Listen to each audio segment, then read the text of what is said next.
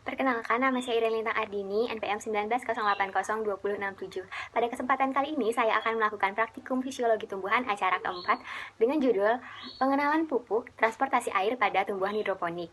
Nah, tujuan dari acara ini adalah yang pertama, mengamati aneka jenis pupuk, yang kedua, mengetahui prinsip hidroponik sederhana, dan yang ketiga, membuktikan adanya transportasi pada tumbuhan.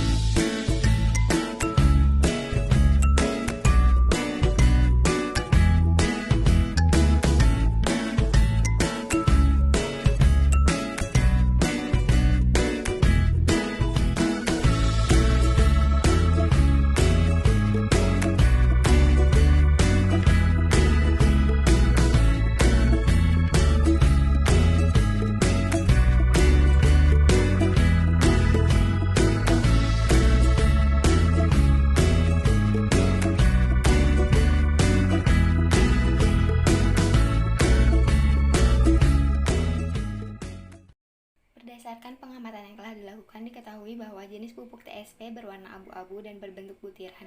Pupuk KCl berwarna putih kemerahan dan berbentuk butiran kristal. Pupuk gandasil D berwarna putih kehijauan dan berbentuk serbuk. Pupuk gandasil B berwarna putih hingga merah muda dan berbentuk serbuk. Pupuk kompos berwarna coklat dan berbentuk tidak beraturan. Pupuk EM4 berwarna coklat dan berbentuk cair, serta pupuk urea berwarna putih dan berbentuk butiran kristal.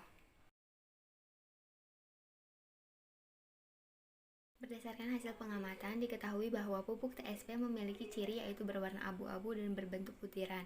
Hal ini sesuai dengan teori Lingga dan Marsono 2008 yang menjelaskan ciri-ciri pupuk TSP adalah berwarna abu-abu, bentuknya butiran, larut dalam air, dan reaksi fisiologisnya netral. Selanjutnya, pupuk KCl memiliki ciri yaitu berwarna putih kemerahan dan berbentuk butiran kristal. Hal ini sesuai dengan teori Rajiman 2020 yang menjelaskan ciri-ciri pupuk KCl adalah berwarna putih hingga merah dan berbentuk butiran kristal atau tepung. Selanjutnya, pupuk gandasil D memiliki ciri-ciri yaitu berwarna putih kehijauan dan berbentuk serbuk. Hal ini tidak sesuai dengan teori Palemba DKK 2013 yang menjelaskan ciri-ciri pupuk gandasil D adalah bentuknya kristal dan larut dalam air. Selanjutnya, pupuk gandasil B memiliki ciri yaitu berwarna putih hingga merah muda dan berbentuk serbuk. Hal ini sesuai dengan teori bulan DKK 2016 yang menjelaskan bahwa pupuk gandasil B merupakan pupuk daun yang termasuk pupuk anorganik yang memiliki bentuk serbuk. Selanjutnya, pupuk kompos memiliki ciri yaitu berwarna coklat dan berbentuk tidak beraturan. Hal ini sesuai dengan teori Kumalasari dan Zulaika 2016 yang menjelaskan ciri-ciri pupuk kompos adalah berwarna coklat kehitaman, teksturnya remah, dan berbau tanah. Selanjutnya, pupuk EM4 memiliki ciri yaitu berwarna coklat dan berbentuk cair. Hal ini sesuai dengan teori Triyatno dan Pratama 2020 yang menjelaskan EM4 merupakan cairan berwarna coklat yang mengandung mikroorganisme pengurai untuk mempercepat proses pengomposan. Selanjutnya, pupuk urea memiliki ciri yaitu berwarna putih dan berbentuk butiran kristal. Hal ini sesuai dengan teori Effendi 2019 yang menjelaskan pupuk urea memiliki ciri diantaranya memiliki warna putih dengan bentuk kristal dan umumnya mengandung nitrogen sebanyak 45%. Berikut ini merupakan tabel hasil percobaan transportasi air pada tumbuhan sawi putih. Dapat dilihat pada pengamatan jam ke-6, warna daun sawi putih mulai berubah. Pengamatan setelah 24 jam dapat dilihat perubahan warna pada daun sawi putih semakin jelas.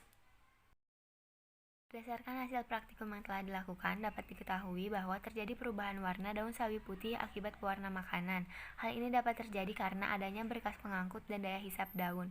Pernyataan ini sesuai dengan teori Campbell 2003 yang menjelaskan air dapat dialirkan ke bagian tumbuhan karena adanya aktivitas silem yang memiliki parenkim untuk menghasilkan energi agar air dapat bergerak dari bawah ke bagian atas tumbuhan. Selanjutnya, daya hisap daun terhadap air di saluran silem terbentuk karena adanya transpirasi sehingga potensial osmotik sel mesofil daun naik. Berikut ini merupakan tabel hasil percobaan hidroponik sederhana bawang merah.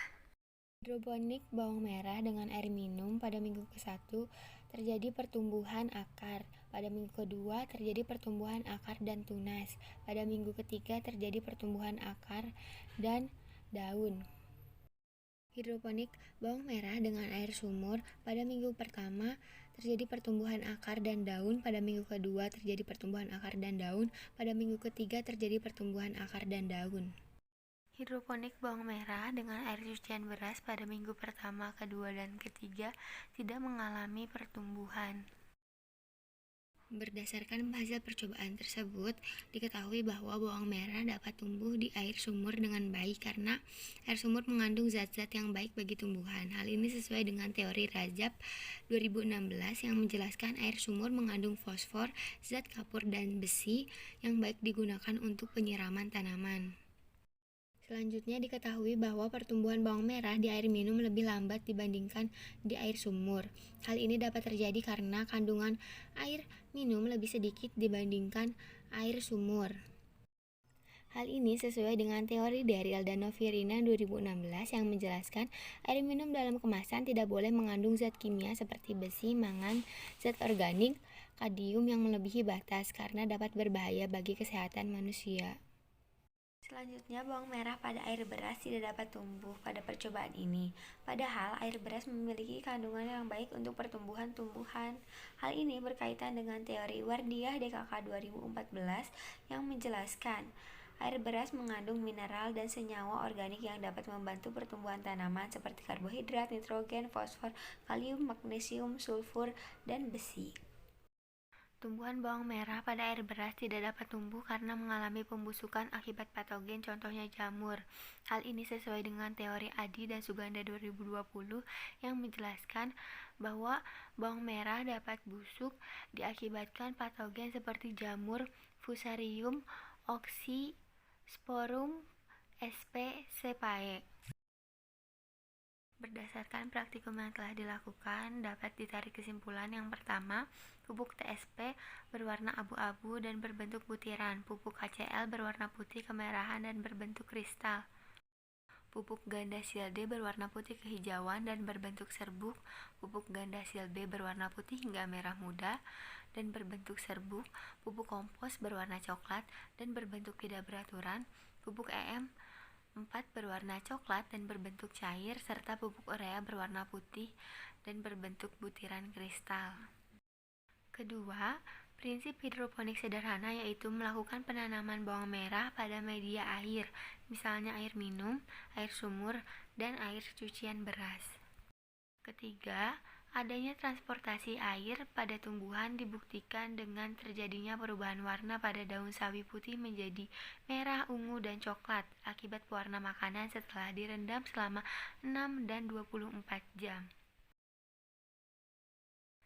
Sekian yang dapat saya sampaikan. Terima kasih.